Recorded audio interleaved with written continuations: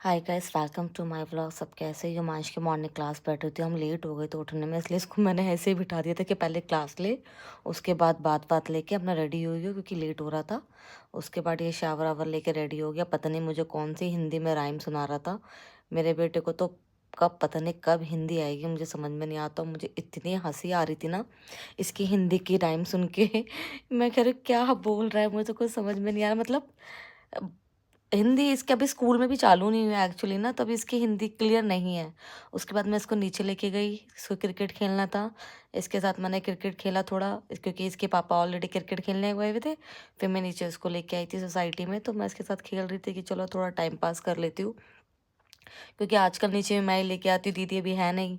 उसके भाई साहब ने खेला आराम से। फिर उसके बाद ऊपर का ही खाना बनाना था, लेट हो रही थी। मैं कहा चलो अब चलते हैं, मुझे लंच बनाना है।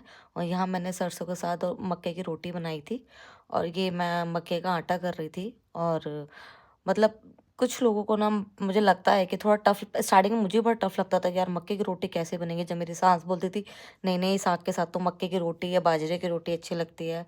बट धीरे धीरे धीरे धीरे सब आ गया अब तो। टचवुड, मेरी मम्मा ने मुझे इतना कुछ सिखा दिया था शादी, मतलब शादी से पहले तो मुझे चाय भी नहीं आती थी सीरियसली। बट शादी के बाद मेरी मम्मा ने मुझे इतना सिखाया ना कि आज मुझसे कुछ भी बनवा ले, कि अगर खोलना चाहूँ तो मैं अपना रेस्टोरेंट भी खोल सकती हूँ। मुझे कुकिंग का इतना शौक है। और मेरे हाथ में भी कहते हैं कि मेरे हाथ में भी टेस्ट है, वो भी मम्मी वाला। तो मुझे कुकिंग करने में कोई कभी आलस नहीं आता। आप मुझे बोलो 10 लोगों का खाना बनाना, 20 का बना देती हूँ। ये मांझ का खाना रेडी था, मांझ के लिए मैंने प्लेट में निकाल दिया था। और बाकी खाना मैं बना रही थी अपने लिए। आदि भी आया नहीं था, तो मैंने सोचा कि बस अपने लिए और मांझ के लिए बन डाल लेती हूँ रोटी। उसके बाद आराम से खा के फिर जब आदि आएगा गरम गरम मैं बना दूँगी। वेट करती रही, बट वो थोड़ा लेट हो गया था। उसका किचन विचन भी मैंने वॉश कर लिया था। उसके बाद भाई साहब आ गए थे, मांझ के साथ खेल रहा था। पता नहीं क्या ये बच्चों की तरह हरकतें कर रहा था ना, इतना क्यूट लग रहा था ये करते हुए।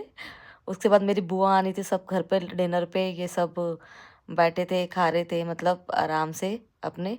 और ये देखो, इस मैडम का जाने की तैयारी पर रोना होता तो बहुत मस्ती कर रही थी। मिलते हैं चलो नेक्स्ट व्लॉग में, बाय।